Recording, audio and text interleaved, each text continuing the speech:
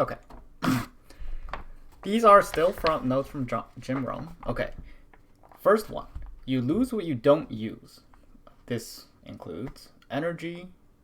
If you don't use your energy, you don't keep that energy later. For example, if you were to get tired and you used all your energy, if you just rest a bit, you get that energy back. If you don't use that energy and then rest a bit, you'll still have the same amount of energy. You won't have twice the amount of energy later. Time, if you don't spend your day today, you're still going to lose it. No matter what you do, the time is going to go away.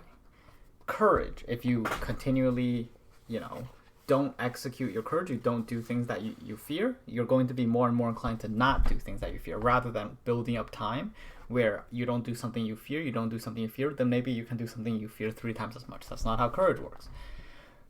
Faith, if you don't have faith in something, then over time you're not going to have triple the faith in it or whatever. Strong feelings, if you don't show your strong feelings for something, over time it's going to fade away.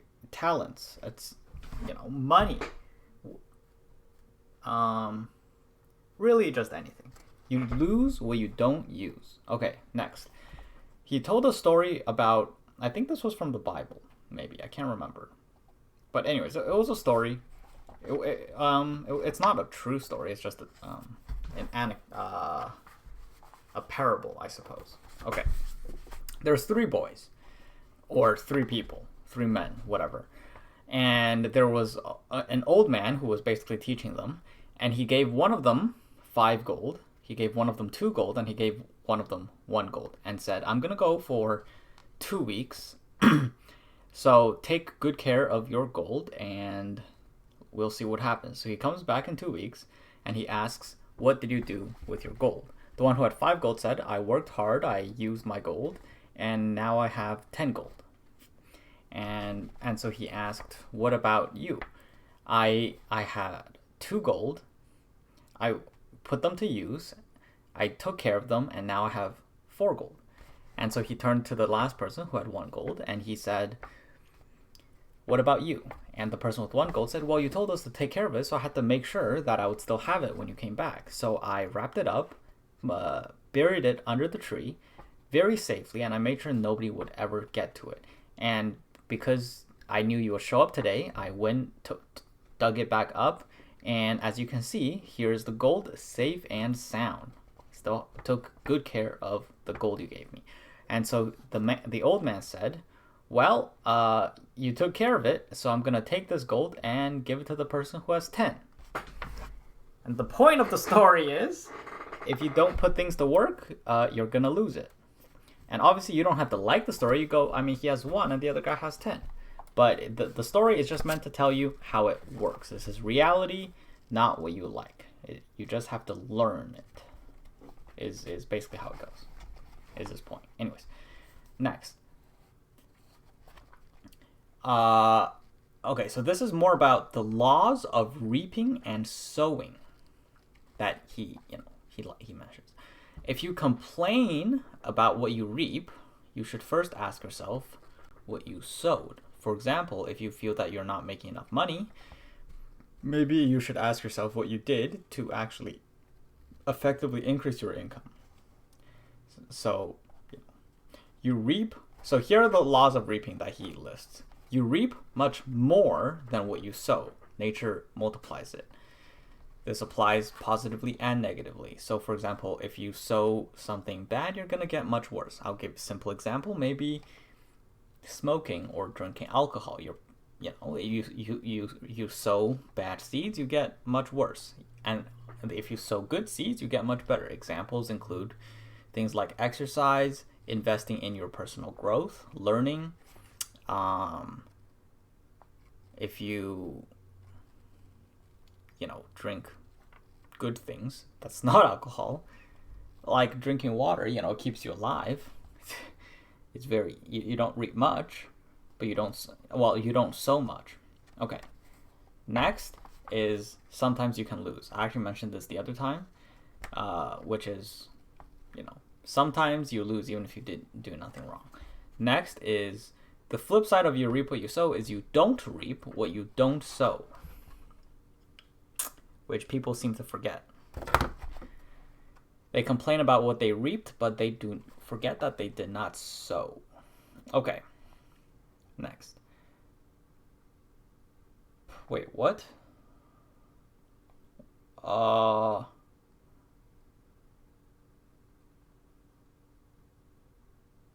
did I write this? What does this even mean? Okay. Anyways, potential negatives make it worse for everyone. Okay, so I'll give the example here. So let's say that there's a potential for war. Okay, so this is a potential negative, and to protect against it, you need to have your armies, you need to have your military, you need to have intelligence reports, maybe spies, whatever. So the potential of war means that everybody involved has to invest a lot of resources into the protecting themselves against war. Okay, so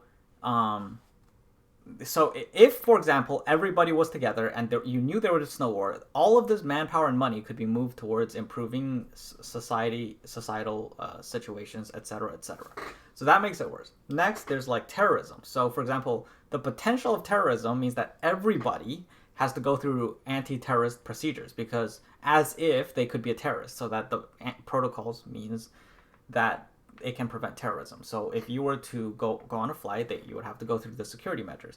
Whereas if there was no terrorism, nobody would have to go through them. They could save time, money, everything on these measures, and you would save money, you would save time, and everybody could just get on their flights much faster, for example. And so, police, jail, whatever. So the potential for negativity is what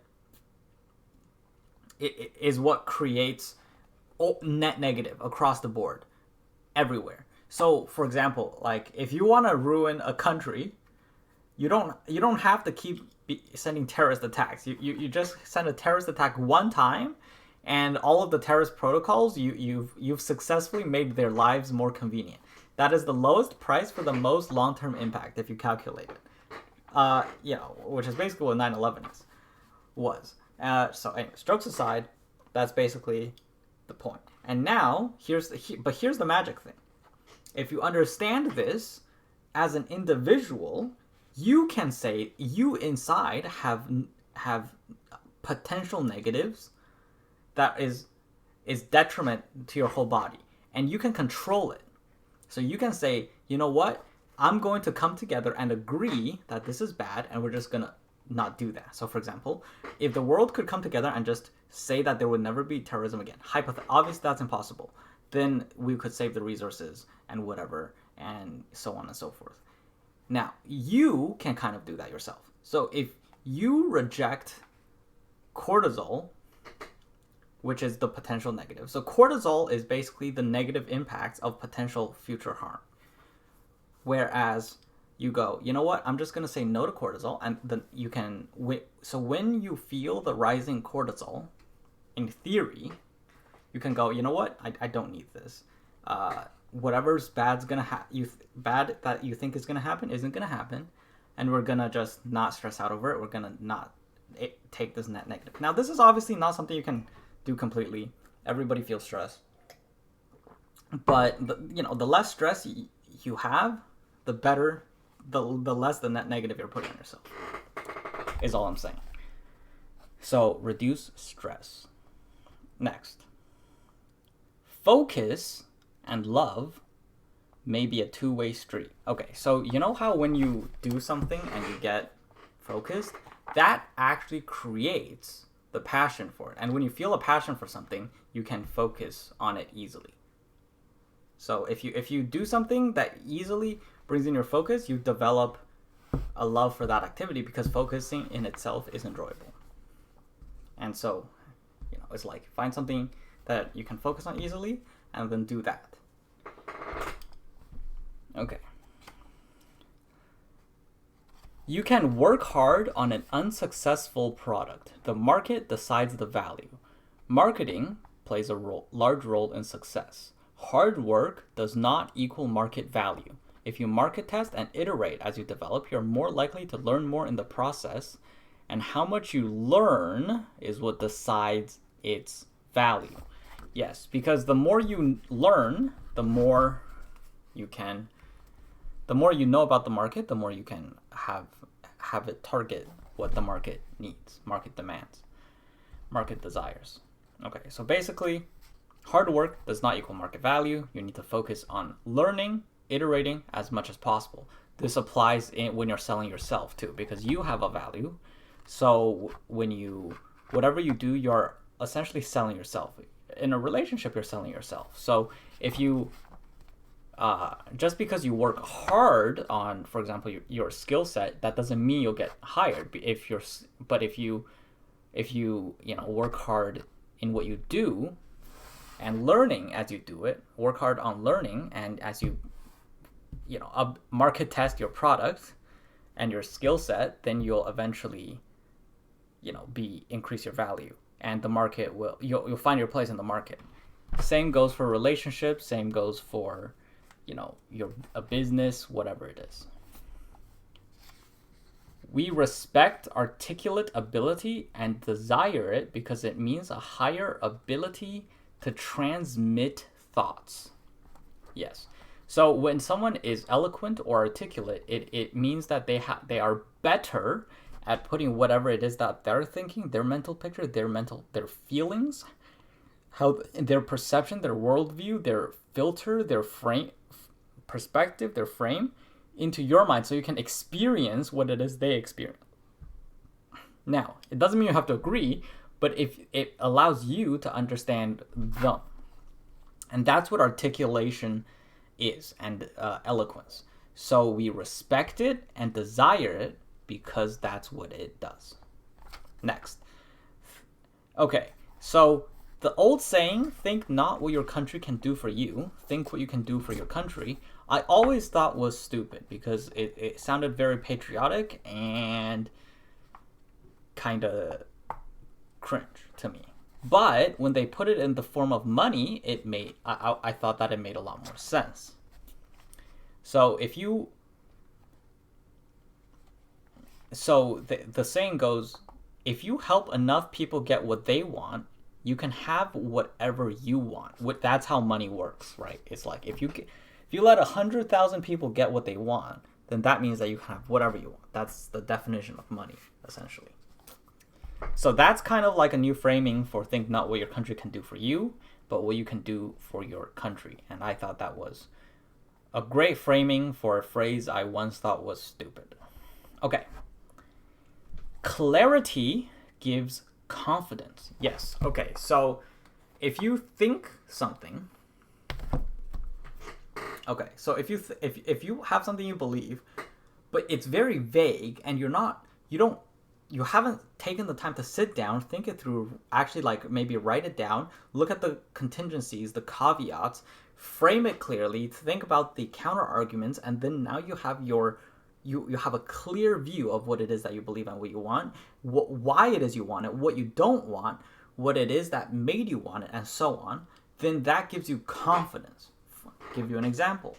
Charisma is if you have something you believe. Okay. Charisma in the form of leaders, right? I'll use Martin Luther King. He had a clear view of the America he wanted to create, where little white boys and little black boys can hold hand in hand, or whatever. I can't remember. I don't know the exact quote. Something like that. But he had a very clear view. But if he just went up there and said, I want an America that's equal between race, nobody's gonna buy it. That's too vague and unclear and no confidence. So when you actually sit down and think through things, actually question what you believe so that you can frame it in a way that is bulletproof, basically, to yourself, because you understand it and genuinely questioned it so that you have a better, more clear image. Clear, visible, you don't have blurry lines. Then you can speak with it with confidence, with understanding, and with brevity, so you can with few words, and with clarity. So clarity is confidence, and to gain confidence, clarity, you must question it, draw out the lines essentially, and really pin it down. Okay. Telling people a decision you made about what you've decided to do puts pressure on you to do that. And also, the flip side of this is if you use self-deprecation, it is also similarly perpetuating, because you are telling others that your status is low, so you're basically putting yourself as the Joker rather than putting yourself as someone who is trying to achieve something. So if you, for example, tell someone you're going to do 100 push-ups today, and then they're next to you and they see that you're not doing a single push-ups, your image in their eyes is going to go down. So you can either accept that you are someone whose words mean nothing, or you can start doing those 100 push-ups. So when you make the decision, go, I'm going to do 100 push-ups today, and you tell the people around you, and then you don't do it, or you do it, that makes a huge difference. So the other thing, so when you go around telling people, haha, self-deprecation, haha, I'm a loser, they look at you and go, okay, I sure. And then you create that, what you project out, you project back in. So you tell yourself you're a loser, and you're going to basically create that reality. What you believe, what you project outward, what you project into the future for yourself, it's going, like what you fear coming true, if you focus on your fears rather than what you want, it's going to come true because it's going to be projected back in. Okay. Next. Okay. I think that's good. I'm trying to go faster. I'm trying to speak faster because I'm doing this to work on my communication skills. So anyways, I think that's good.